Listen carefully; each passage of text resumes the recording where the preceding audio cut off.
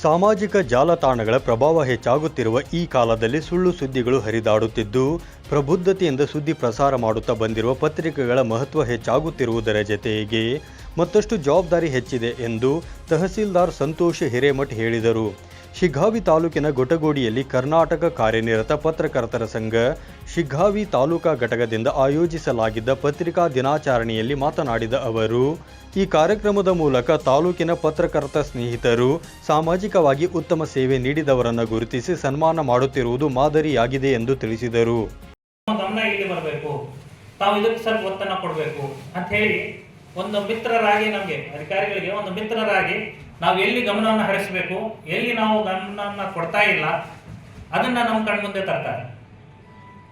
ಮತ್ತು ಮಿತ್ರ ಅಂತ ಯಾಕೆ ಕರಿತೀವಪ್ಪ ಅಂದ್ರೆ ಮಿತ್ರನಿಗೆ ಬೈಯೋದು ಅಧಿಕಾರ ಕೂಡ ಇರುತ್ತೆ.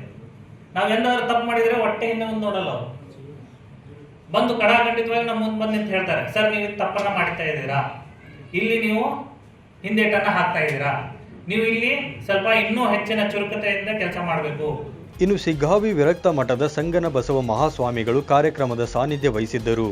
ಅದೇ ರೀತಿ ಕಾರ್ಯನಿರತ ಪತ್ರಕರ್ತರ ಸಂಘ ಶಿಗ್ಗಾವಿ ತಾಲೂಕಾ ಘಟಕದ ವತಿಯಿಂದ ಕರ್ನಾಟಕ ರಾಜ್ಯೋತ್ಸವ ಪ್ರಶಸ್ತಿ ಪುರಸ್ಕೃತ ವೇದರಾಣಿ ದಾಸನೂರು, ನಿವೃತ್ತ ಮುಖ್ಯ ವೈದ್ಯಾಧಿಕಾರಿ ಡಾಕ್ಟರ್ ಹನುಮಂತಪ್ಪ PH, ಶ್ರೇಷ್ಠ ವೈದ್ಯ ರಾಜ್ಯ ಪ್ರಶಸ್ತಿ ಪುರಸ್ಕೃತ ಡಾಕ್ಟರ್ ಮಹೇಶ್ ಜಗದವರ್, ಶ್ರೇಷ್ಠ ವೈದ್ಯ ರಾಜ್ಯ ಪ್ರಶಸ್ತಿ ಪುರಸ್ಕೃತ ಡಾಕ್ಟರ್ ರಾಜೇಶ್ವರಿ ಚೆನ್ನಗೌಡ್ರ ಅವರನ್ನು ಸನ್ಮಾನಿಸಿ ಗೌರವಿಸಲಾಯಿತು.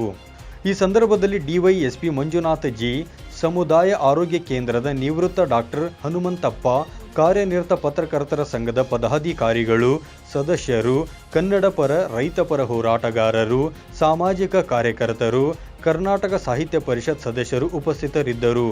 Suresh Eligar, 9 live news, Shiggavi.